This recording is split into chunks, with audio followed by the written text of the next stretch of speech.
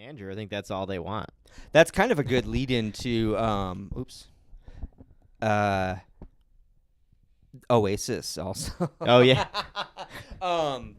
No, because Oasis is in the zeitgeist right now. Yeah, of course, for obviously. obvious reasons, right? Yeah. And I was thinking about revisiting them because for the reasons I hated them when I was a kid is like reasons that I like people now, like being real cocky and arrogant. Yeah. And like really, really caring a lot about being cool. Yeah. I think that's awesome, dude. Like on the Instagram, completely unrelated to soccer, posted an Oasis thing that was just like their top insults. Yeah. Just them just being dicks. Being hilarious dicks. Uh-oh. And I think that shit is so funny, dude. Yeah, it is funny. You know what I mean? It is. Yeah, it's very funny. Yeah. I don't really know a whole lot of Oasis or about Oasis. It's funny. I was obviously there. I was a teenager when they exploded, so I was in it, but I was a rebel. I had also kind of just discovered rap and techno. Yeah. Very different feel. Didn't have a lot of time for Oasis. Yeah, I can Super imagine. Angry kid. I wasn't trying to be wistful. Yeah, no. I guess we're in the pod now. British. I remember when I British wasn't going to and do a wistful. cold open. Yeah, I also didn't like them because they had reputations for being these assholes that were super arrogant. Yeah. And it's like a Kanye arrogance, which I love. Which now is your favorite thing Kanye ever. broke me open, and I was like, oh, arrogance is hilarious. And It is really it's funny. super funny. James hit me with a quote recently from one of the Gallaghers that that almost turned me in the moment. I actually messaged him, and I was like, man, I think I'm ready for an Oasis revisit. Yeah. Do you want to guide me? And he denied me. He was like, no, I take it too seriously. I respect that. Yeah. I respect that. No, He's like, that's kind of me too. If you asked me to do that with certain musicians, Yeah, it's too much. but It's too heavy. yeah, I like people being like Being having cocky and swag, funny. dude. Yeah. I like my artists to have swag, dude. I mean, they should. They should That's- have some swag. Jetski, dude. Jetski's got Good swag for her, now. dude. She's bringing some swag. It's I funny like because it. she was so quiet and cute Yeah. when she first got on the episode. Yeah, but also it's like if Rudy's gonna have swag, fucking Yeah. Jetski's gonna have some swag. Definitely. Because Rudy is. Was Rudy borderline- on that episode? No. Oh, she's been she- back for a few episodes, and I love it. Yeah. But yeah, that's funny. That's funny. I wonder if she's gonna come back. Jesse's gonna do more episodes, or if she's doing It a full kinda episodes didn't recently. Sound like it? No, she just popped in. Yeah. Say hi. Sounded like a pop in. Okay. Okay. Mm-hmm. Anyway, I'm sure she'll make appearances in the future. yeah. Let me pull up my notes here. We can actually start the episode for Yeah. real. Little casual corner talk before casual corner. And Do you think he can come again? I mean, it's maybe not a nice question to ask, but physically at 32.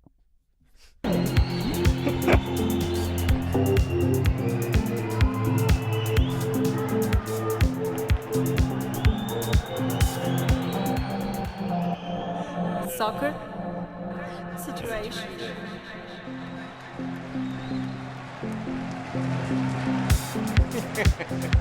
everybody, welcome to Soccer Situations, episode 53. 53. Right? What a way to start. Yeah. Question being asked of Casemiro if he has another run in those old legs of his. 32. Can he come again? Interesting way to phrase the question. Very interesting way to phrase that question. Right? Yeah. With that, welcome everybody. It's a fitting start to this weekend's recap. So much to talk about, and that's how I choose to open the episode. What are you gonna do? It's beautiful. You know? I feel like I don't quite hit the angle to look at you comfortably, Uh-oh. which I want. Uh-oh. But it's fine. It's fine, dude. Yeah, it was a heck of a week. Heck of a weekend. Heck of a weekend. A weekend for me. How you doing? Yeah. Well, you hanging in there. You know, I slept for most of the day yesterday, so That's good. doing all right. Doing all right now. My a little sleep's tired. been bad all week, actually, but I've been running like a fucking maniac, and it's been awesome. That's good. Yeah. Yeah, I'm jealous. You know what makes me so mad? This What? is a total side note, but you know my new pair of running shoes that I never actually used? Did you leave them at the house? Did One you of lose them is in gone, Oh, no. which is even worse than both of them being gone. That is Because I'm just terrible. looking at one brand new running shoe that I can't even use because Ah. I don't know where the other one went. That's terrible, dude. It's tragic. I'm sorry, man. I threw them all in a bag together. I don't know what happened. But yeah, That is brutal. that's my new dude. excuse for not running right now. Well, the conditions have been perfect lately, Alex. Go I know get the some weather shoes. is beautiful outside right now. I get up and go in the morning, and it's just been like 64, dude. Crisp, 64 in the morning. Nice, crisp. I had 2 standout runs, dude. Who wants this to be a running podcast? Remember when we used to make fun of Segura for talking about fitness here on we go. his We're podcast? going into our fitness era. Here we go, dude. Now, this is about nature and beauty. I'm on a Michigan positivity rant. Because I'm like so sealed on going to LA that I'm like, this is actually I'm doing a positive spin 180 for me. Yep. You're gonna send it off on a high note. I'm like feeling good. I'm never coming back to the Midwest. This isn't just Michigan. Goodbye. This is I'm Midwest done goodbye. with the Midwest, dude. I'm a coastal elite that accidentally got born here. And honestly, so I'm like, when I'm running, and like the Riverside Trail here is so Michigan, especially when you get into the little wooded areas. It's pure Michigan, dude. It's beautiful. And so I'm like, I'm gonna just appreciate this because I'm gonna have fucking desert arid shit going on. Appreciate the Midwest nature before you go away. Exactly. So it's a good time to do it. Into the fall season. This is the best time for Michigan nature. Yeah, so I've been running almost every single day, literally every day. But appreciating Michigan's nature. I've been kind of alternating these runs now between like interval sessions and like long runs, like 5Ks. And I did a long, slow one where I was struggling the other day.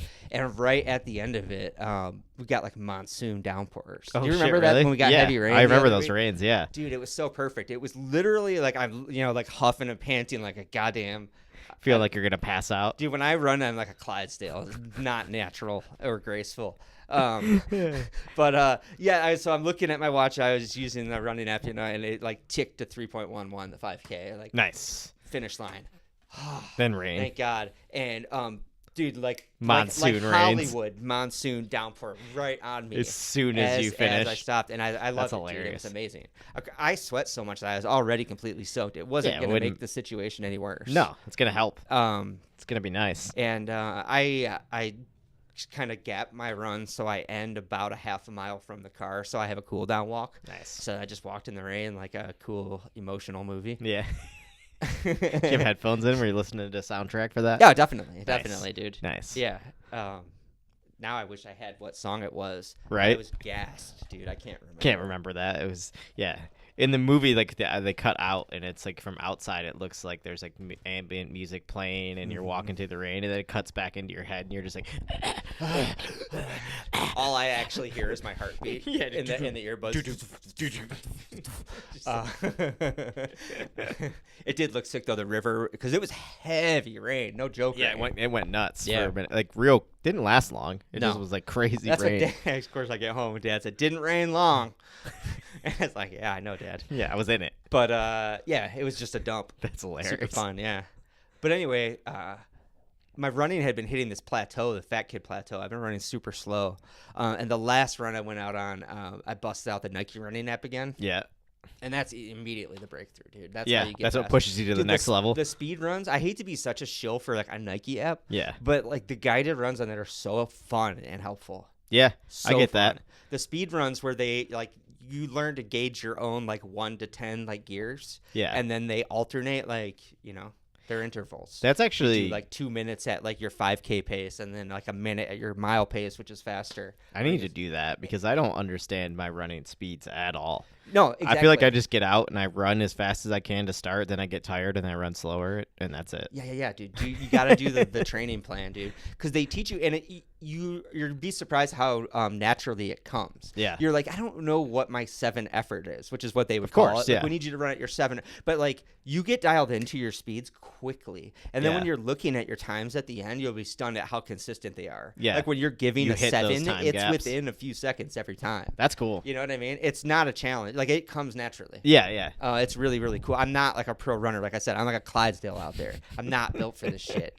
Yeah. But it's it is really fun. They have celebrity like sprinters and stuff doing the coaching with you. Yeah. And it's been a while since I've used it, but I feel like I remember getting the coaching thing in your ear while you're running. It's so much easier for me, at least, to push myself, dude. When they're with you. Coaching. Yeah, it's true. It is funny how that helps. Peloton's huge. It's for a reason. Same concept. Having a coach that's like upbeat and doing you, is like it's just hilarious. Guiding doing you. Yeah, doing you. Yeah. That's all like cum talk. All the cum talk in this episode. There's a lot of Peloton jokes. Yeah, a lot of. Do you think he can come again? What a weird way to ask that question. What? I mean, it didn't make any sense. Out of context, you would not know that he's talking about a soccer player being able to reach his. And it wasn't peak a again. reporter whose English was his second language. No, no, he said it very clearly in English. Right? It's hilarious. Oh shit, that's fucking funny. Yeah, it's good stuff. It's good stuff. Anyway, I'm out of order here on the running order. I talked about running. I guess because I'm caffeinated, that's on my mind. Dude. That's fine, yeah. Energy Yeah. burn. You've got to read on a run right now. Yeah. Let's go out for a little run. 15-minute break. Because we've rambled already for like probably 5-10 minutes on this pod, let me give you a little breakdown of what we got this week, folks. Yeah, it's a big episode. We've got, of course, Manchester United 0, Liverpool 3. Lots of Schadenfreude-laden fallout. I went into this feeling very empathetic and loving towards my Man United loving counterparts, and they served me up this game that is just begged to be laughed at. Yeah. We've got Arsenal 1, Brighton 1. There's one or two things to talk about in that game. Interesting one. What the first true fucking ref bomb of the season. Yep. We knew it was coming one day. We had the last batch, I think, of exotic kit drops. Nike dropped their elite team drops. Yeah, some just good. in time for this weekend. And I want to talk about Peacock because Peacock is sliding in, dude, and is low key the best streaming service there is. That's so funny because I just started using Peacock again. Obviously, have you been digging soccer, into it? But I haven't dug in that much yet. But I will. I will be diving in. I got things to talk about, dude. I have to. We can talk about other things too. With why I'll be diving into that because my Hulu, Disney Plus, ESPN experience right now makes me want to strangle somebody. Just commercials galore. No, I just can't get into it. Oh, really? Can't even get into my account. Oh, let me give you mine. It's so bad. That's ridiculous. Yeah. I trying to pay you guys. I've been trying to pay you for a plan, you just keep telling me I have a plan. Hulu. That's infuriating. It makes me so mad. I You're keep gonna trying have to go watch the cell stuff phone out store there. and get that straightened out. Let's talk about Peacock though. Let's keep it positive. Yeah, let's keep it positive. I've been watching so much Peacock, not just because soccer's back, dude, because they have this amazing movie lineup. Look at this, dude. I was looking at these movies and I was like, wait a minute, this is all on Peacock? The Killer is the one the John Woo movie I talked about last week, right? Mm-hmm. Which is awesome. I stand by that. But they have The Fall Guy now. I want to watch. Fall No, Guy? I haven't seen Fall Guy yet. Fall Guy's one of the most fun movies to come out. I don't know why this movie has gotten slept on too, dude. I remember wanting to see it because of the trailers and everything. It looked like a silly, funny movie. Gosling doing physical and romantic comedy mashed up into one. Yeah. Emily Blunt looks like $1 million in it, dude. She looks so good in this movie. Emily Blunt is a babe. Yeah, and she's super charming, and they have good chemistry. That's what I'm saying. I was like, I'm fine with a funny rom-com with those two in it. Dude, this movie's awesome, and it's about making a silly action movie. So there's actually tons, and it really truly is a love letter to stuntmen. So there's just nonstop funny stunts in it. Just hilarious stunts happening.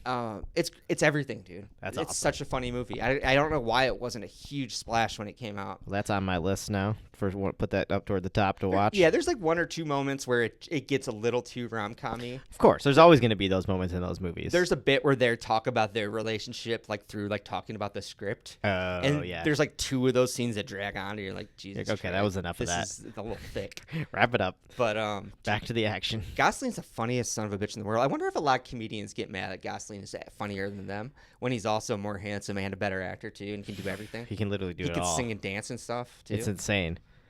Fucking Gosling, I would be dude. mad. I saved a picture of Gosling. I'm gonna take to my next haircutter too. Isn't that the most 12-year-old thing you can do? But you know what's funny is I feel like I definitely still need that every time I go get a haircut because I never know what I want. No, I just tell them something very generic if I don't do that. Yeah. Yeah. Also, it's funny. I think people do that all the time. Yeah. But for some reason, I think I'm with you where I would feel so embarrassed going in and being like, "You make me look like him." It's the best thing about getting middle age is you stop caring about that. Yeah. I did this not so long ago too. I can't remember the last celebrity picture I used, but it was someone equally funny to walk in with a picture of Gosling, which is about as cliche as it It's gets. hilarious You know? to be like, "Can you make me look like Ryan Gosling?" I'm going to argue that Gosling is at least legit. I feel like we roughly have the same face shape and skin tone. Yeah. So I'm kind of it's at least I know I'm not Ryan Gosling. Well, yeah, but it's still, a you're reference point. You know, physically. Exactly. Yeah. The haircut can still work for you.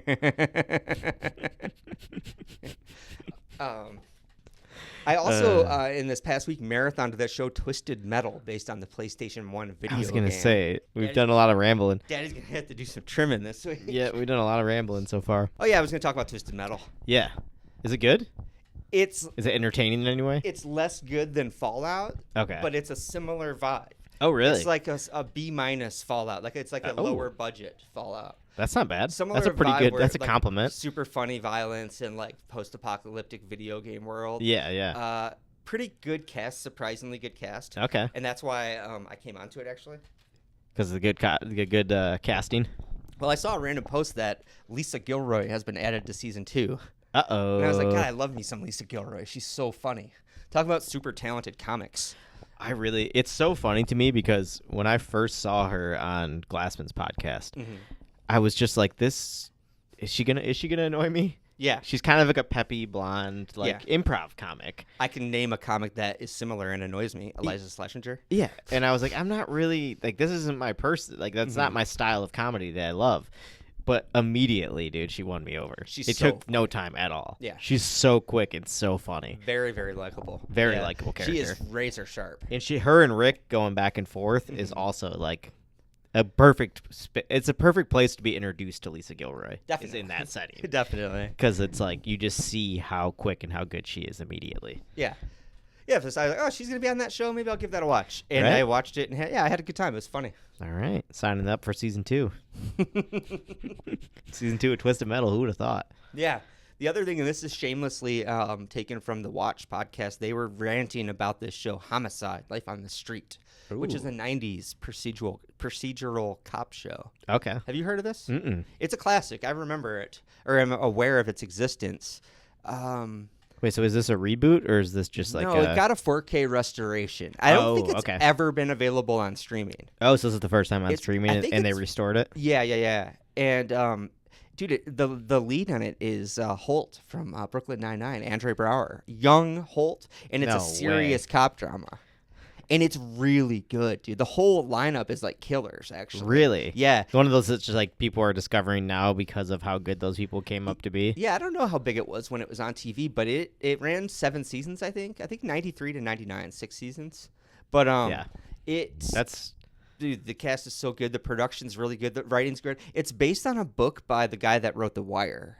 Oh, I think, did we talk about this a little bit? I don't think I don't know if you mentioned that to me. I feel like somebody did maybe, but and I guess later on he becomes a writer. He gets in the writer's room on the show, but I've only watched a few episodes, so I don't think he's there yet. All right. But anyway, so it basically is a cross between like Law and Order, like the cheesiness and like episodic nature of that. Of course, yeah. And The Wire, like a higher version of that. It kind of sits like right in between. That sounds awesome. It's perfect, right? Yeah, because honestly, I love both of those other ends as well. Easy enough to watch, but really good dialogue and high production value. Have you got Richard on this yet? I was wondering. I think it might be a little too dark for him. Oh, okay. Like it's a little more homicide serious, and it's real. Yeah, yeah it's not. Yeah. It's like.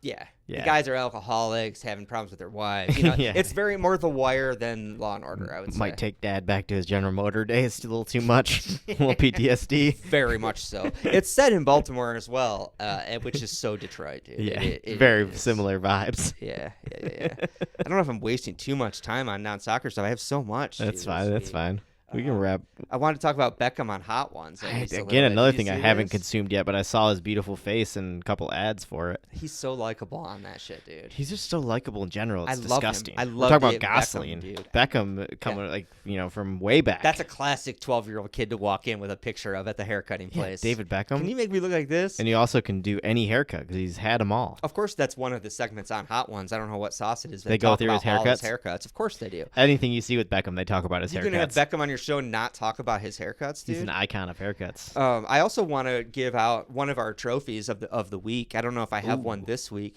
but we have to give out the David Beckham Award for non-sporting fashion. I want high fashion on social media. Okay. Okay. You know, players are always posting their fits. That's what I want to see. Everywhere they go. No, that's good. I put that in the head because I do see a lot of fits on there. Yeah. And I'm very judgmental of a lot of them. Yeah, right. But despite Beckham's, fame for his haircuts and outfits. Yeah. the thing you love about him is he's so obviously a blue collar kid, dude. He's such a genuine, like, charismatic person. Genuinely, which is like, it's so not what you would expect from a person who looks as good as him and has had the career that he's had. And he's a blue collar kid that got to do it all, and he's super appreciative of it. He loves it. On Hot Ones, he's talking about when he was in France, this little cafe that served escargot that he was obsessed with. Yeah. And like going there with his wife, and how she was like, "You have to stop eating, you're gonna die." And he's just stuffing himself with his face. He was like, it was amazing. He was like, he's like, they would open a half hour early for me to go in. I would just go in and just gorge myself on snails. And then he talked about the food in Spain, and like he sounds like a proper fat kid when he's talking about these foreign cuisines. How many Englishmen would never do that? They're just like, no, I need my fucking chippies. Yeah, no, definitely not as sophisticated of a palate. No, dude. I have on here, I might have been wrong about him being dumb, because to me that's intelligence, is like just that openness about the world. Exactly. That's my whole fucking issue with living here in Grand Rapids. That is why I get frustrated. And the city itself is like a beautiful city, but the fucking provinciality of the people drives me insane, dude. Yeah. And Beckham doesn't have that. Can't disagree with you there. Other quick bullet points. He is in awe like a little kid when he talks about playing with Zidane. And that's amazing. Zidane gives him a compliment on his way out the door, like his last game, and Beckham's like tearing up telling the story. You know what's funny is I just picture, for some reason, the thing image that jumped into my head when you said that was like just like an old school like Coke commercial or something, like like where they're in the locker room or whatever, the kid's like giving the athlete giving a kid a Coke or something. Yeah. And I'm like that's like what I picture in my head with like Beckham and Zidane together. Dude, it's not far off. It's not far off. It's amazing. The other thing, one last thing from that is he very earnestly is like sad that they don't chant his name at Old Trafford.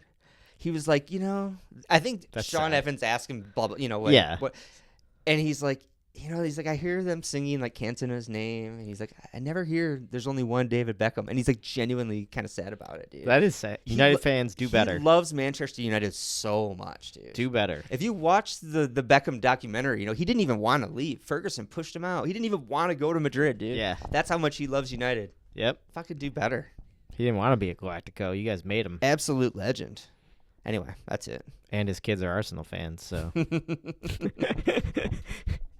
I've always loved that Beckham's boys are Arsenal fans. Wonderful detail. It drives him insane. Yeah, it's hilarious. It's fantastic. Yeah. Yep, that's what he gets. That's what he gets for coming back and training with us when his kids were young. He did some like training with us in between clubs at one point. I think that's probably what hooked his kids into being Arsenal fans. Yeah. I mean, Arsenal's a cool club. Yeah. Did you see that book that came out, dude? It's like Black Arsenal. I want to buy that. It looks awesome, book, dude. Yeah, it looks really good. Yeah. That little video they put out about it was awesome. Yeah, it was. Arsenal's, I got to say, their media and like merch and everything, they're crushing right now. Yeah, definitely. They are absolutely crushing right now. Definitely. They're taking advantage of the fact that we're like a big club again, fighting for the titles. Like they're utilizing it well. Yeah, that's a good transition point. Let's go on to that. I have here in the notes specifically Nike dropped that last batch of elites, including the shirt that Liverpool played in this weekend. Instant icon shirt. Yeah. We'll come on to that. Actually, no, this is probably a good place to talk about it. We can get into that a little bit now. Yeah, that's the theme of the episode, image. Can a shirt be goated from one performance in it? Game.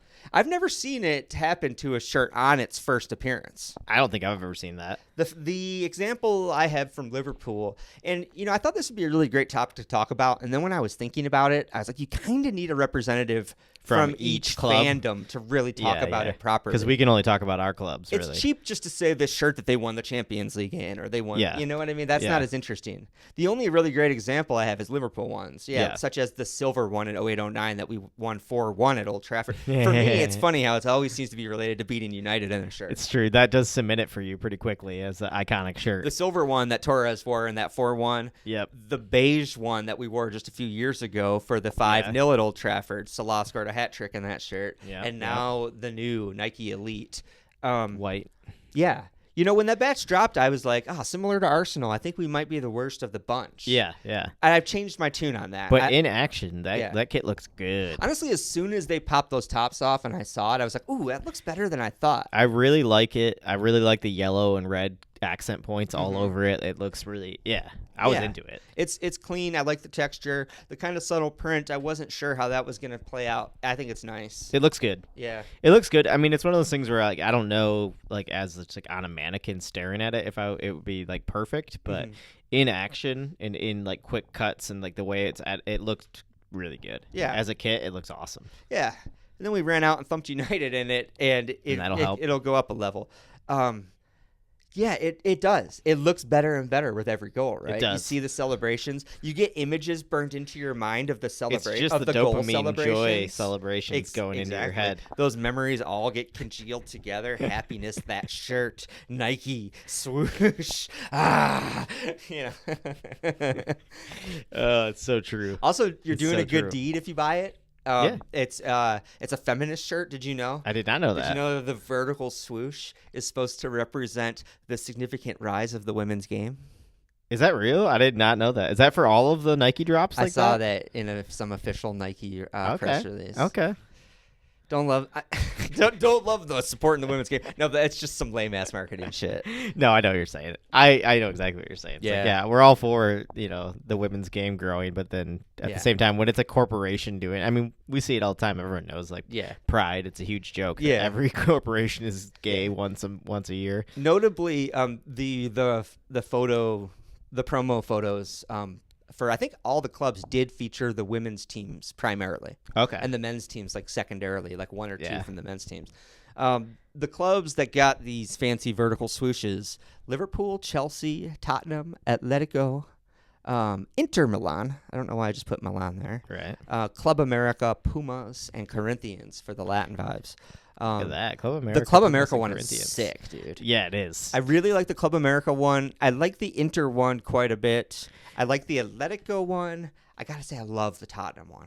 I do too. The Tottenham one's the great. The shade of green is so sick, and it's I the love best the shade little of green, textures, dude. I feel like that's a shirt that on mushrooms you would just love that shirt so much. That shirt made me legit like upset when I saw it because I was like, "Fuck!" I saw that That's like the first Tottenham kid I've ever been jealous months of. ago. Remember, I actually mentioned it at the Euro final watch party. You did. Remember when I was like, Tottenham's got some sick kits this year? That's the one I was thinking of, dude. It is so good. It's really, really nice. I also like Chelsea's. I mean, I think I said that about Chelsea's black and pink one. Yeah.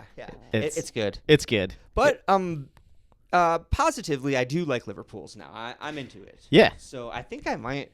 I don't know. We'll see. Might get one of those. It's on the radar. I'll say that. Yeah. It's funny. I don't know what kit I would buy if I bought an Arsenal kit this year. I don't dislike any of the kits, but I also don't. I don't know. This might be a year where I wouldn't get one of these kits. I still want last year's home kit is what I'm regretting not buying. That's what I had been saying until this weekend. Yeah, right. This game, again, goated with a single performance. Yeah, we'll see. That's the theme. I was just like, I'm just going to buy that Athens kit this year if I buy anything. Right. You know? If you buy a football kit I don't like this year. any of these Nike kits, but that third one, they got me this week, dude. I know. I was looking at that Lyon kit. They tricked me. Oh, yeah, that's cool. I was thinking about getting a Lacazette Lyon kit and that. Cool. That'd be a good kit. Super cool. Also, still has the Arsenal connection. Yeah. Let's move on to the football here a little bit. I want to start with walkout swag. We're going to go straight to the Manchester United 0, Liverpool 3. Boom. Start with this game today. Yeah, I know if you've seen the feed, it's been shamelessly Liverpool this week. You know what? I don't actually feel bad about it. We've been doing this for 2 years now, and I've never really brigaded the podcast feed like that. No, you've been good about it. This is the headline of the weekend. This is undeniably the headline of the weekend. And I think it's actually the first time I've used a Liverpool player image for the pod at all.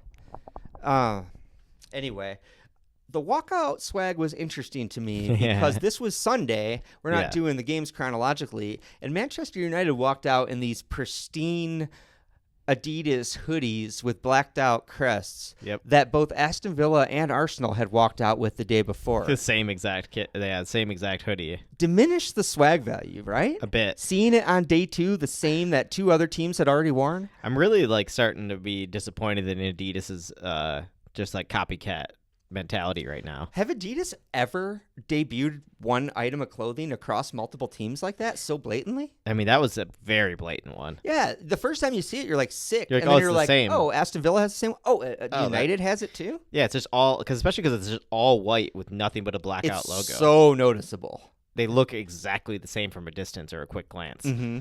Yeah, it's pretty It's funny because I sent you a thing saying I really want one of those. Yeah, I would never buy when a you had white just one, seen the first one. Yeah, right? then I realized that everyone else had them. Yeah, I think it's a tacky move from Adidas, dude. It is. I mean, it's the same idea with that swoop up the side of the kits that pisses me off. Yeah, it's like you guys are copy pasting. Why do you do it? Like that's some Nike shit we were complaining about from the years before. Totally. And now Adidas is all this year. They've been bad about it. I wonder if Adidas has like new ownership or new board or something that's making decisions. I feel like that's like it doesn't feel like them. Every time you hear like business talk of these corporations and deals, yeah, it feels like every single corporation is always claiming that they're not making any money off of these deals, right? You know, and like tens of millions of dollars just get thrown around. Yeah. So I wonder, like, if they're trying to like streamline their lines to like make these, they're trying to make it more profitable because they have all these massive endorsement deals. Like, well, if we make them all the same thing, we can save some money. We can save a lot of money in the end. That's why they do these templates. Less design work, less. Yeah, I feel like that should be negotiated by the club, though. Like, look, if we're paying you $75 million, whatever, to that's not how it works. The clubs get paid for these deals. Which is I was gonna say if the club. Yeah, right. My logic was if the club's paying them, they should be able to demand no templates. But they should. They should still be able to do that as a contract anyway. Yeah. Especially for the big clubs. Yeah. It's like crazy that a big club would have a template kit to me. Yeah. I agree. It's not like that's not cool. I agree. Anyway, on to the game. Yeah, sorry. Well, not quite yet. No, I was going to say I do have one other note. Like Liverpool looked better, I think, because we had the cool gray like jackets that were at least unique. Yeah. Kind of. They weren't much better. But Liverpool fans are upset about the crest right now because it's back to the bird on all the digital imagery. Yeah. The Centennial crest is gone. I think it looks so much better with just the bird, dude. The bird looks good. I don't know why Brits like love a traditional coat of arms so much. They do. They do love that shit. And I do in some aspects as well. Like I like it occasionally used. Like a throwback. Same. But honestly, like that is one thing I'll say about the Arsenal kits this year that I do appreciate from Adidas is just the Cannon crest. Yeah. It's like cool. That, right? I love the Cannon crest. Yeah. I think that's a good look. I agree. It's super fun, dude. Okay, here. Talk about this match. Let's go. One last note. This just to round up the kit talk. I'll probably edit some of this out too much. But Nike kind of shat on Adidas kit-wise in this game. When you look at that Liverpool third versus United's home kit, I'm going to throw this out there. United fans that watch the pod, is this the worst United home kit we've seen? It's got to be up in there. A long time. Like, it's awful. It's a bad one. Yeah. It's a real bad one. They usually have strong, like, home branding. You know what I mean? Like, good kits, honestly. It's always just a solid, good-looking kit. But this one does not do it. Right. Also, you could say, I mean, with the template kit thing, I would think that's kind of a theme in general. Is like Nike kind of seems to be swinging for the fences again, and Adidas took a dump this year on some of their stuff. It's a rare swing the other way, but anyway, kits aside, Liverpool came out of the gate pretty quick. Looking pretty good. Had the ball in the net after 6 minutes, dude. Trent made a big show of running to the camera to redo the make out with kiss the camera. Of the camera, only to have it ruled off for offside. That cameraman spent so long cleaning that lens, Trent. Dude, yeah. I was annoyed because I feel like Manchester United got karmic retribution. They had that hilarious goal ruled off against Brighton with Xerxes sliding in. Yeah, exactly. Remember? And it just kissed off of him. It would have been such an awesome goal. It just clipped him and was ruled out and cost them 3 points there, or 2 points at least. And here, same thing. Same exact thing. Ball across the net, just glanced off Salah's foot in an offside position. Touch. Trent hammers it home, but Salah fun stopped us. Yeah, for the moment. That was unfortunate. Pretty funny one. But funny that the kiss in the camera made me laugh because of the amount of moisture on the kiss on the screen, and then also the fact that it got ruled out after all that. It made me laugh a little bit. Yeah, it was pretty funny. All that for nothing. Yeah, it was honestly the only bit of joy that United fans got that day. I saw so much online chatter. Stupid Trent he wanted to do that for so long, and his goal got ruled out. It's like, okay, you guys can be happy about that. It's fine. Yeah, that'll make you happy for. Liverpool. Try not to think about the score. Honestly, played some decent footy, dude. They looked good. Well on top. We didn't score again until I want to say like the mid 30s or even I think 34, 36, later somewhere in there. The half. Yeah. Took a little time to get the breakthrough after that. Yeah. Lofted to the far post. Luis Diaz and Szoboszlai both up for it. A great shout by Diaz for Szoboszlai to duck the ball. Did you notice that? Yeah. I think the commentators called it out, actually. Rare bit of nice work from the commentators. Yeah, catching that. Yeah, pretty easy looking goal. Reminiscent of the late winner from Brighton. Did you notice that? Oh, it was. Once again, multiple attackers queued up at the far post with no defenders watching. In sight. Two attackers that could have easily tapped that in. Yeah. Yeah, they literally had to communicate because they would have ran into each other because they were both so open to get that ball. It was a reverse of that Brighton goal, dude. Yeah, exactly. Yeah. Good header in the end. Toot my own horn a little bit from that Brighton game. Yeah, there was that to recognize, and it was a good header. Also, coming out of that Brighton game, I noted how much they struggled to get out of the press. Yeah. They were coughing up that ball outside their box to Brighton so much. Clearly Liverpool watched that and was ready for it. All 3 of our goals came from the press in their own half. Some of them not quite as deep, but all of them. But pinching the ball high. Yep. Yeah, very, very classic. I mean, that's very like Klopp-esque days as well. For sure. Even Ten Hag said that. Did you notice that Ten Hag gave Klopp credit? He's like, Klopp pressed too. I didn't invent this. Yeah. Yeah. And with this press, I have here the duality of Diaz. I love my alliteration. Jeez. I had texted Alex at one point. Luis Diaz is back to being a nightmare. Well, I don't forget what word I used. But there was a little run of play early in the game where he got possession in a dangerous place and had outlet balls. Yeah. And chose to dribble and lose possession. I think 3 times in about 20 seconds, dude. And I blew my top. Yeah, that'll make you furious. Daddy had to fire off a text message. Yeah. Oh, you gotta get it out somewhere. Yeah. You gotta let that vent out somewhere. Yeah. Then he better a text message than a tweet, right? Yeah, absolutely. Yeah, send that to one person instead of the world. Yeah, but then he went on to score 2 pretty clinical goals. The header we already talked about. His second finish was gorgeous, wasn't it? Gorgeous finish. Slotted it in, kind of off balance a little bit too, and just like struck it, like slid it right into that bottom corner. Clinical in a way that he's not known for. Yeah, no, it wasn't a very Diaz-esque goal, right? But it was beautiful, really beautiful. So I'm pretty happy about that. Yeah, you got to be feeling good. It's funny. Again, I feel like we talked a little bit last season about Salah. Maybe we need to be sold. Yeah. And then this summer, you were kind of saying like, Diaz, if we sell him this summer, I'm not going to be that mad about it. He's going to turn it on. And now he's going to light it up this year. I'm happy to throw out curses all over the place if that's if the that's result. the case. I'll curse everybody. Curse the whole squad. I've been saying we should sell Salah. We've been doing this podcast for 2 years. I've been saying that for 2 years. It's true. You could probably track back to episode 1, and I'm like, is it time to get rid of him? Keep saying it because apparently it's working. Yeah, dude, he's looking good. Everyone's loving his buzz cut. Yeah. Have you noticed the hair plugs? There's little triangles where his hairline used to be that are filled in, and they're just a slightly different texture. They look good though. I mean, yeah, that's hair plugs. He has really good these days. He has the same hairline. Like those are the plugs I'm gonna get if I get rich, dude. He has like the exact same hairline as me.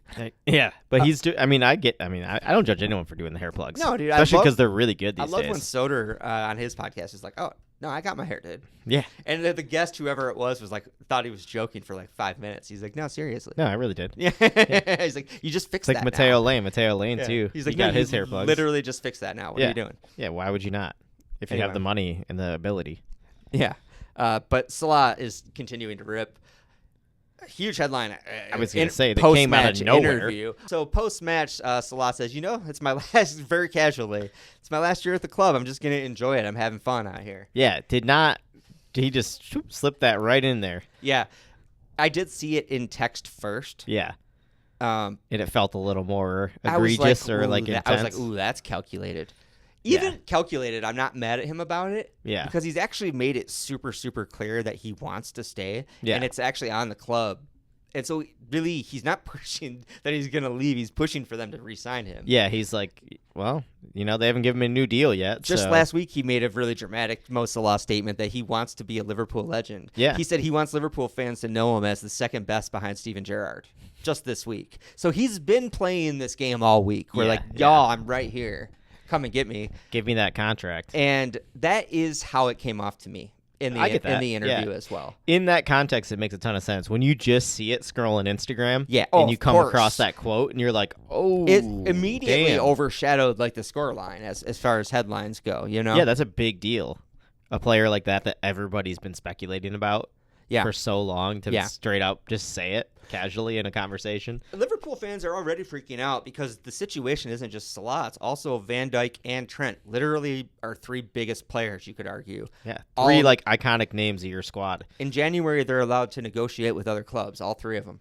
That's wild. I'd like to imagine that FSG has just been letting it ride for the summer because they had a new manager in and they had a transfer window going. Of course. And now that that's done, they'll lock this stuff down. I don't know.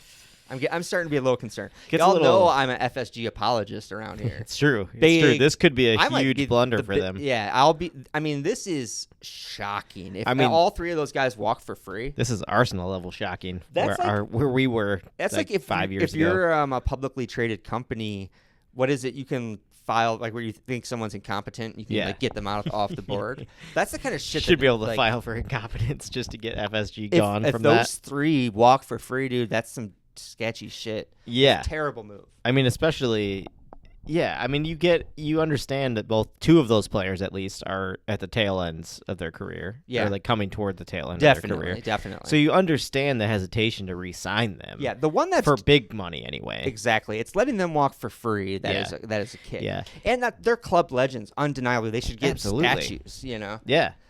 They won everything, but Trent is the one that's do or die. Trent's the one that they really need to like either push the boat out for, or it's gonna be ugly. It's gonna be bad. There's murals of him all over the town. He's an academy kid. He's a scouser. He's undeniably the best in the world in his position. If he gets He's to 25 leave for free, years old, and he'll go to Real Madrid for free. He'll play the next 7 years of his life plus. We'll just for watch Madrid, him being a winning god Champions in Madrid, Leagues. just pinging balls. Like very Beckham-esque. What have we done?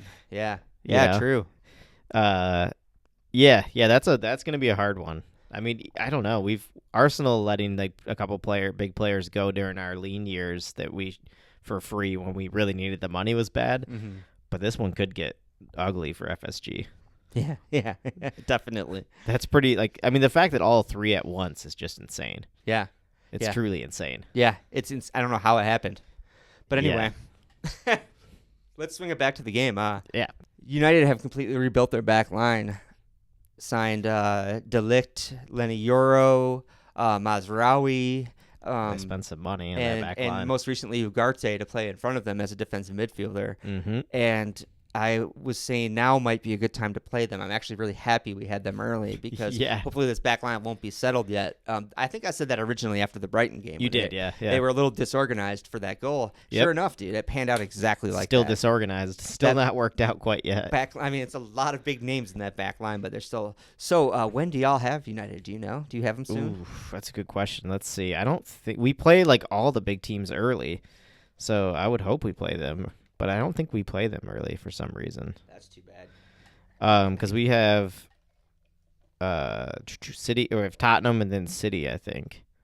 I think you want United before Ugarte and De Ligt settle in. Team. Yeah. Because I still honestly feel a little bit optimistic about this United team. I think they're starting to make right moves. I know every United fan in the world right now is screaming that Ten Hag is not the guy. He's a dipshit. That might be true. I don't know. But that's possible. Let's say on a sporting director level, I think they're starting to do more intelligent stuff. Yeah, absolutely. So, Yeah, no, you can kind of start to see a bit more of a vision now. Yeah. Where it started to feel, at the beginning it felt just like Ten Hag came in. It was absolute chaos. Then he just started signing only ex-players, which he still gets a lot of stick for. Mm-hmm. I saw that quote you sent me before the game about Gravenberch. Yeah, funny, right? It was hilarious that he was the best player in the game and the only one that Ten Hag didn't sign. In a field full of ex-Ten Hag players, or Dutch players, yeah. Hilarious. Unfortunately, it looks like we don't play Arsenal, or we don't play United until the December 3rd, so they have a lot of time to be settled by then. Interesting. So that'll be an interesting one. Yeah, we'll see if they do. Okay. I think this is my last big point about this game I wanted to talk about here. Is this Liverpool's most promising midfield since Xabi Alonso, Steven Gerrard, and Javier Mascherano? Ooh. Back when we used to sing, we had the best midfield in the world. Yeah. Szoboszlai, McAllister, Gravenberch. I got to say, I've been worried about myself looking at them in a handsome bubble. That bubble is dissipating. And I'm like, this is the midfield I'm dreaming of. You would think, it's funny because when they all got signed, I think all of them had a lot of hype behind them. True. And it did not really gel quickly. Some of them took some time to settle. Szoboszlai didn't. He had moments of brilliance. We love Klopp. There's a really clear argument that he was playing all three of these guys out of position. Yeah. Yeah. You know? I mean, maybe you're starting to see something about that. It might be true now. Yeah. Yeah, they we'll might see. be more suited for Slot than Klopp. It's entirely possible. Because, listen, obviously I'm talking about a midfield from 15 years ago. To say this is the best one since then is a huge statement, right? Especially because you just had one of the best eras of Liverpool you've ever seen. Right. But the hallmark of the Klopp era is not the midfield. It's the fullbacks. Yep. The midfield in the Klopp team was truly just an engine to get the ball back and get it to the attack. Yep. All the creativity came from the fullbacks. It was honestly people have already forgotten. It's truly, truly innovative how much of our play came through our fullbacks. Both Andy Robertson and Trent set early Liverpool records. days were insane how much you played through Look them. up the two highest assisting defenders in the Premier League. It's Trent and Robbo from that era. Yeah, they were absolute machines with crosses. Creating absolutely everything. The peak Klopp midfield was Henderson, Wijnaldum, Fabinho. Which is not exactly the most that's not a glamorous mobile, midfield at all. It's not fantastic mobile, midfield. Limited passing range. Yeah. It's a seek and destroy, distribute midfield. Yep, hardworking, that never quits redistributors. running. Exactly. Yeah. So I really think this might be the best midfield you've seen. This is the first time I've been excited. Like, this is a sexy midfield, dude. It's one of those that I think we've seen those players and signing them, like thinking like this could be, wow, these players are all so good. Right, like when we signed Naby Keita, this is the kind of thing we were hoping for. But now it seems like maybe Slot's starting to figure it out. It might be just the guy to figure it out. Yeah, well, Jurgen's midfield was an engine. This is a midfield that's built to control games in the midfield and then cut your fucking throat when you need to. They all have so that far passing they've been range. doing it. All three of them have that passing range, dude. It's sick. It is, yeah. It's a fun, honestly, that's one of my favorite playing styles. Right? It's really, really nice. Yeah, that's exciting times. And, Gravenberch looks like a fucking 35-year-old dad that smokes. It's true. But he's only 22 years old. He's 22? You forget because he's been around so long. He was considered a flop at Bayern. He's a baby boy, dude. I was thinking he was like 25 at least. Playing a position that you need experience to grow in. Yeah. So if he develops in that six like it looks like it, he's 22. Soboslai is 23. They could be your midfield for the next 10 years. McAllister's the old man at 25. Yeah. That could be your midfield easily for the next 5 to 7 seasons. Super young, hot midfield, dude. I love it. That's amazing. Yeah, that's a good time. That's exciting stuff. Right? A midfield revamp. Okay. That's funny because they've been there, but also not. It hasn't felt like it really. Yeah, it's true. Because they weren't being utilized in the same way. Yeah. I don't need to say any more on it. Yeah. Let's move on, dude. Oh, yeah, one last thing I saw. Oh, we got just a Reddit comment. An angry United fan called Luis Diaz a Colombian Crash Bandicoot, which I thought was funny. Okay. That's actually hilarious. Let's move on to Arsenal 1, Brighton 1. Oof.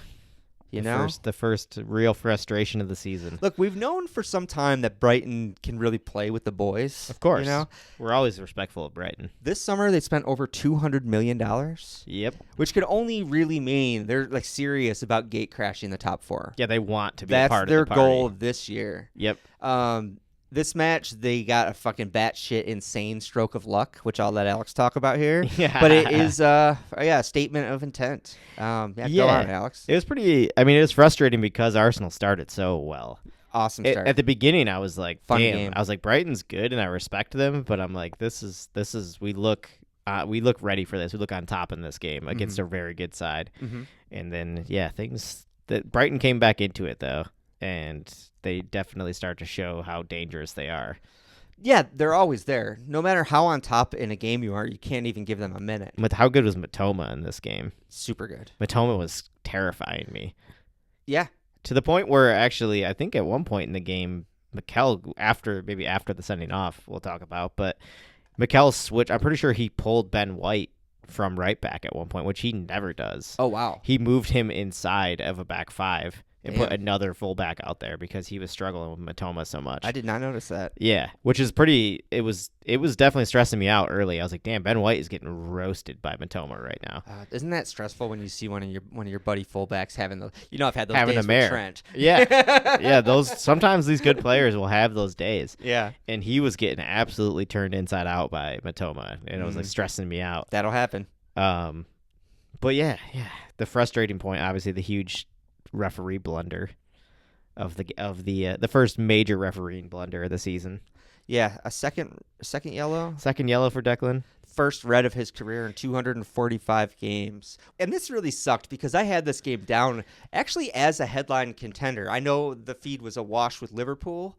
I thought this game had potential to steal the headlines from Liverpool United. Yeah, no. I thought this weekend could have gone United-Liverpool dull 0-0 at Old Trafford. Yeah, and then this game was all the talking points. Yeah. And this shit ruined it. This shit ruined it. And honestly, like, that's the even more frustrating thing for me than obviously like us dropping points probably because of it. Yeah, but you don't get to enjoy the game. But you don't get to enjoy the match. He was off in the 49th minute.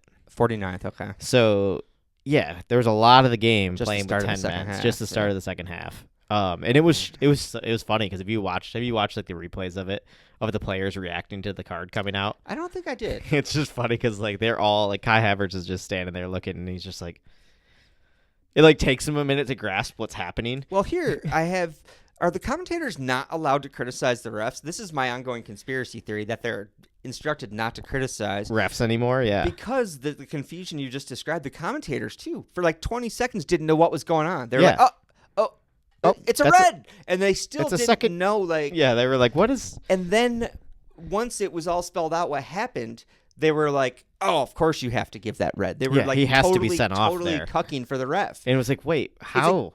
If you had no idea what even happened when he pulled that red out, we all heard how confused you were. It's not an obvious red then, you know? Exactly. And now you're all acting like, oh, of course. And if anything, the confusion was over whether it was a red the other way. Because that was totally he absolutely conduct. Blasted him. And if you look at the angle from the back where you can see the player's face, yeah. he very clearly is not looking at the ball when he kicks Declan Rice. He barely gets near the ball at all. He thuds Rice's leg. He very clearly was not intentionally swinging for that ball and was swinging at Declan's leg. That was honestly some kind of shit that only Cristiano Ronaldo usually gets away with. Yeah. You know what I mean? It was a little temper tantrum. Absolutely infuriating because he basically saw Declan Rice going to kick the ball or stop the ball and just blatantly kicked him in the leg. Yeah. And then Declan insane, got sent off for it. And I think it is one of those stupid Premier League rule things where because it was a yellow, not a straight red, VAR can't take a look at the incident. Yep.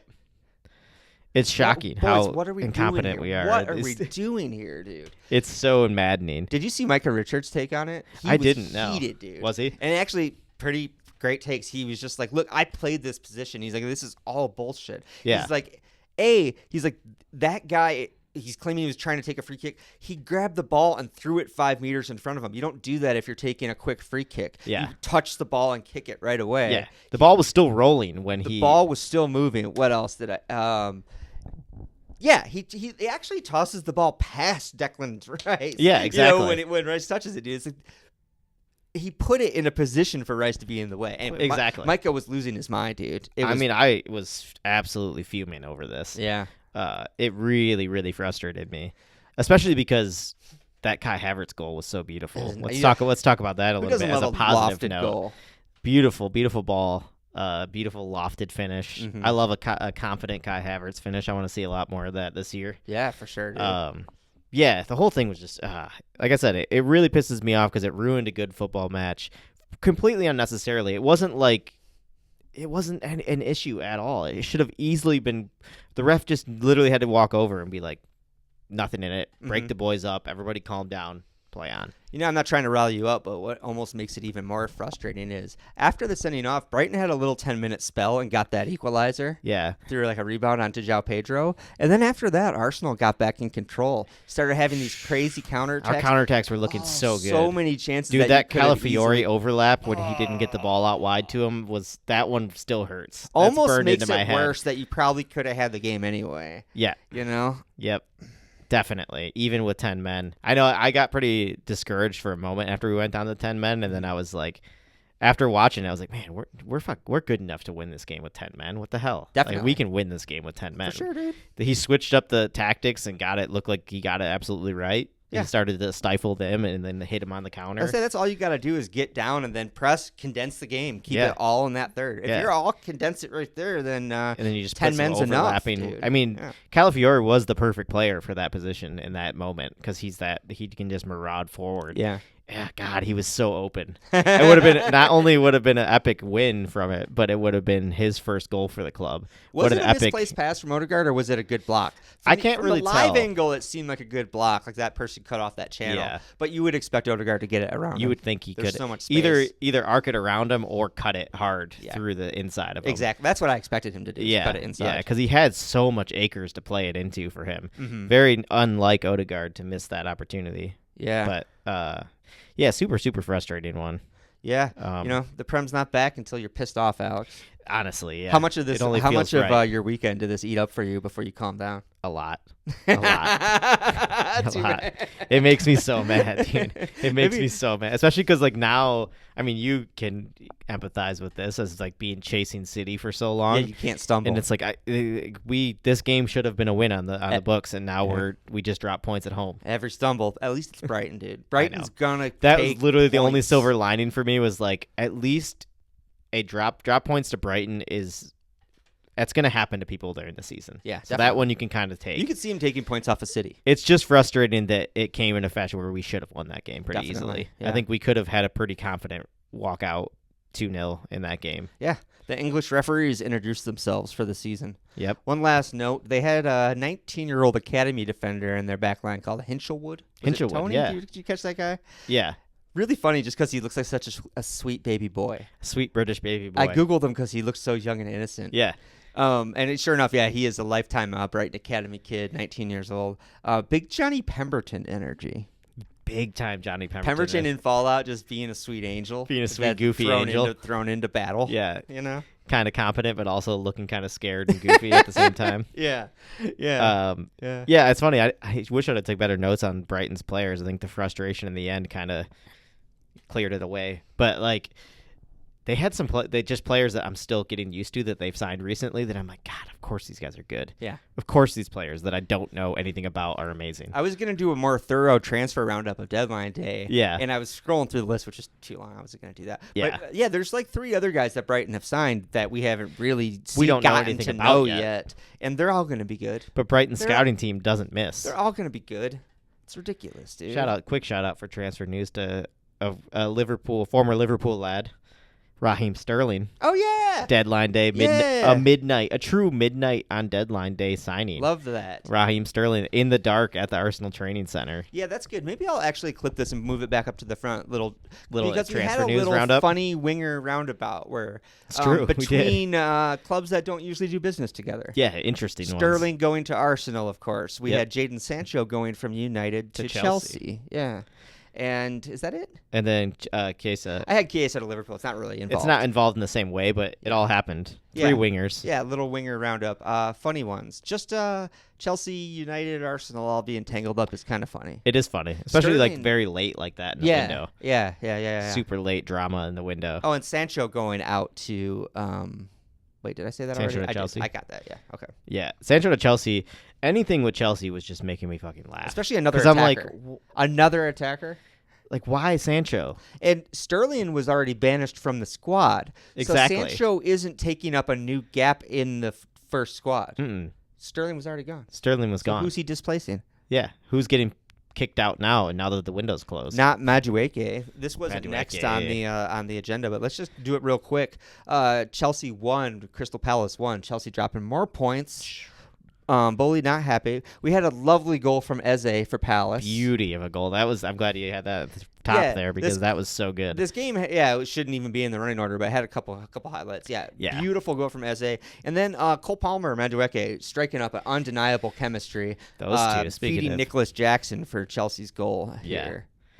Yeah, who would have thought? I mean, Cole Palmer, obviously, I think everyone expected to have a big year this year. Mm-hmm. But Madueke, he didn't shine much last year in that Chelsea side. I didn't have an impression of him. Yeah, I knew the name. That's about it. Him and Palmer are clicking. They seem like they found a partnership there. Yeah, and then just last note, Chelsea had a really great attack in the 93rd minute, and Henderson, incredible save. That was an unreal save. Nicholas Jackson threw clear on goal.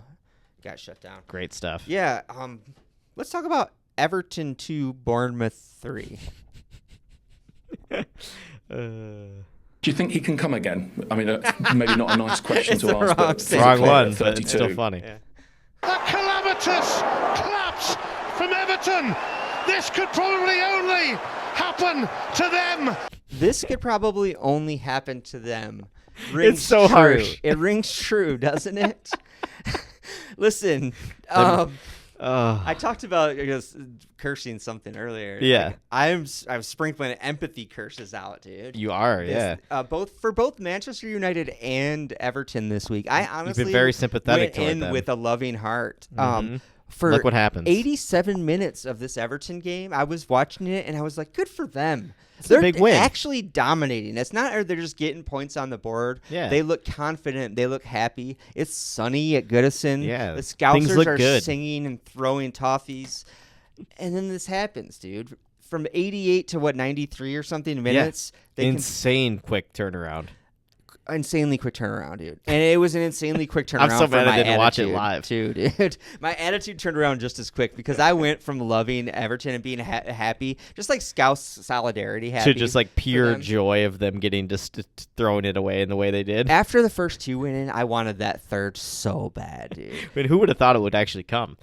I jumped out of my seat. I made like that kind of noise. Like it actually went in. It was. Those are Dude, those are so fun. It's absolutely insane. Do I have any notes here? Oh, yeah, I had that in my notes. As the tide turned, so did my attitude. That makes sense, though. You can't help it. You know, you have that deep-rooted like dislike for a club like that. Right. And then things start unraveling for them, and you can't help but the joy just starts coming out. Well, this happened, and immediately we were asking the question, is this the most epic collapse in the history of the league? That's how bad it was. Yeah, honestly, it's funny. Everyone laughs at Arsenal's 4-4 against Newcastle. Sure. Which is obviously an embarrassing collapse. Yeah. But the way it played out versus the way this played out, this is a loss on top of it. Everton was good. Yeah. And they for 87 minutes. Dyche made some subs. Ndiaye came off, and their midfield just like fell apart, dude. Just collapsed. He came off to like rapturous applause and was like celebrating, like, fuck yeah, we did it. What a win. And minutes later, they're done, dude. It's so stunning. Honestly, shocking that could. I mean, yeah, it was what? Let me see. I just had it up here.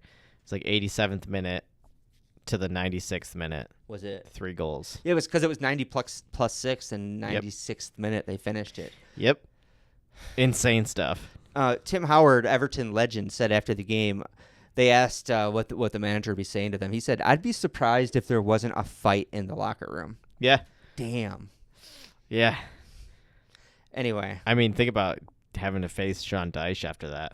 Yeah, dude, I almost wonder if that was just a locker room of silence. Like actually nothing happened. I would guess that it was silent for a long time before anyone said a word. Dyche might have just dismissed him. We'll talk Monday. Yeah, we'll talk about this when we're back and everyone's calmed down a little bit. Yeah, because I don't know if you want to have that conversation hot-headed. Right.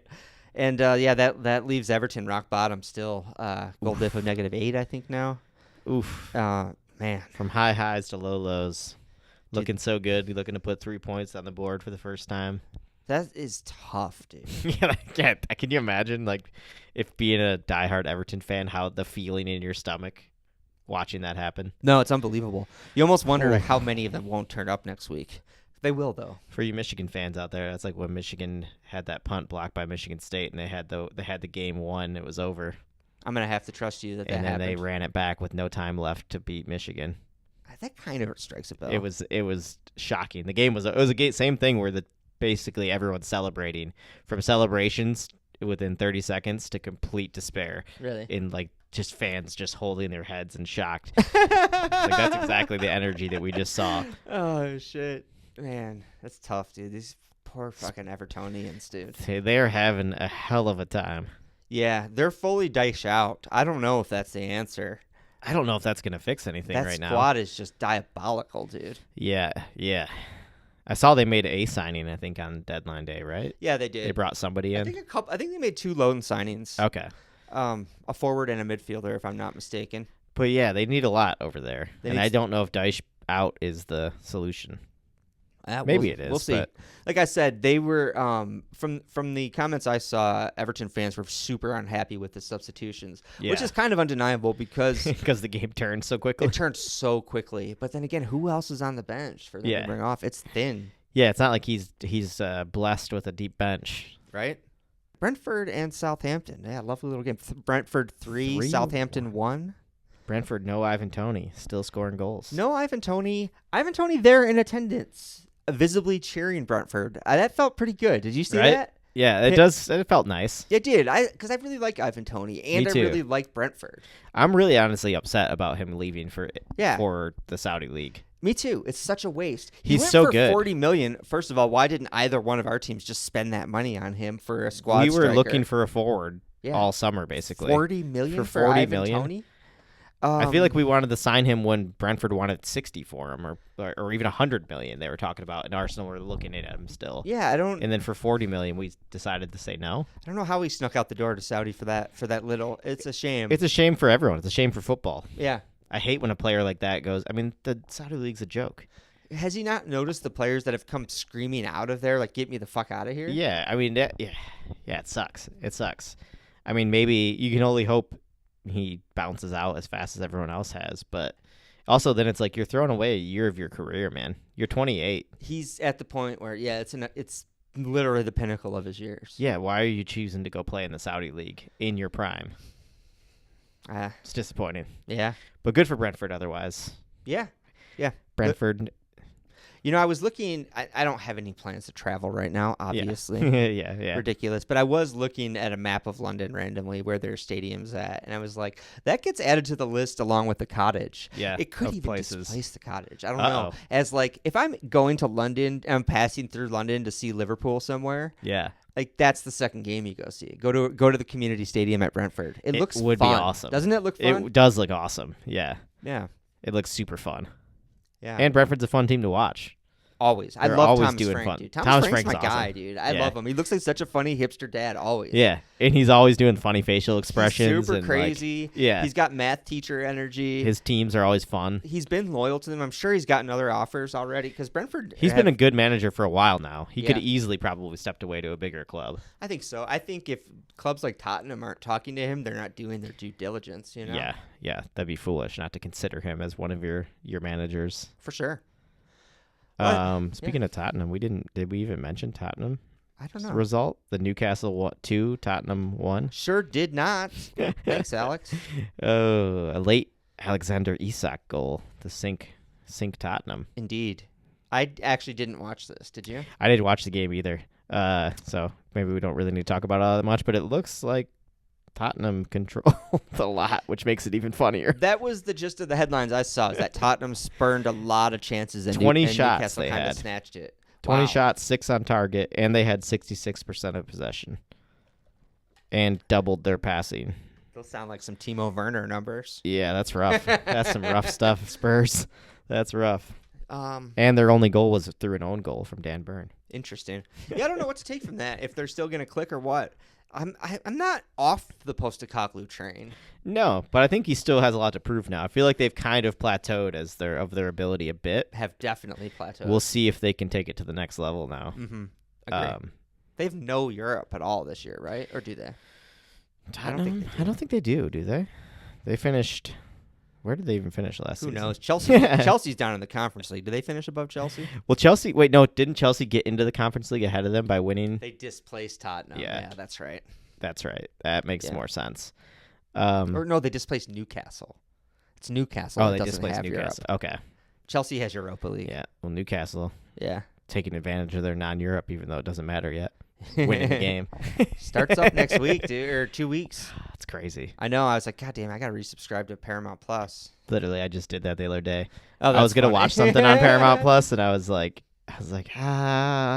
oh yeah, Champions League's back. I gotta just, I need it anyway, so I might as well sign up. I canceled. It's funny because I actually canceled HBO Max, which is my favorite streaming service, really, because I'm trying to be serious about this LA move. So I'm canceling all my subscriptions. Yeah. But I gotta fire up Paramount. You can't be missing Champions League. You can just use mine. Can you share?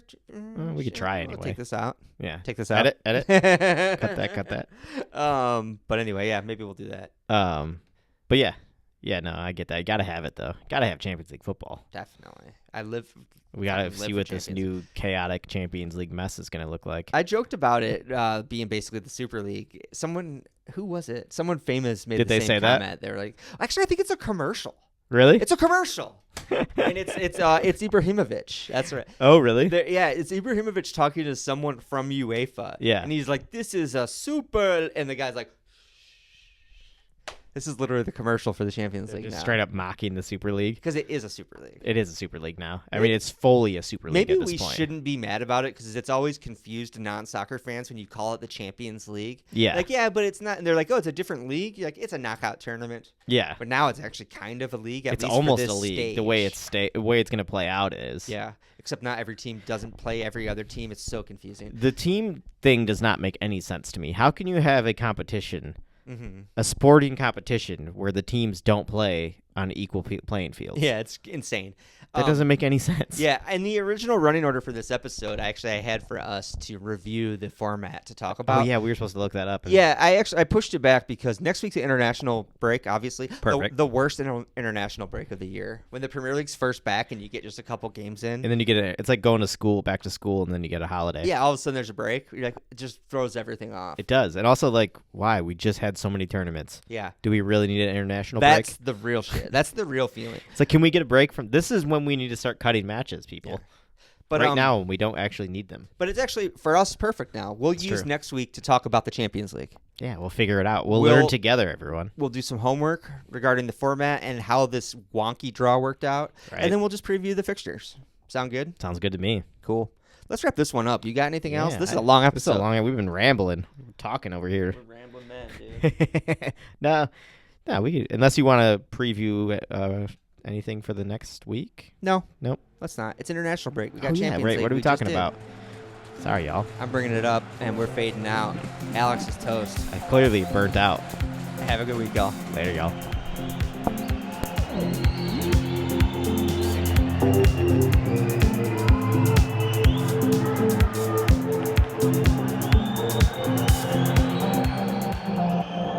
Soccer situation.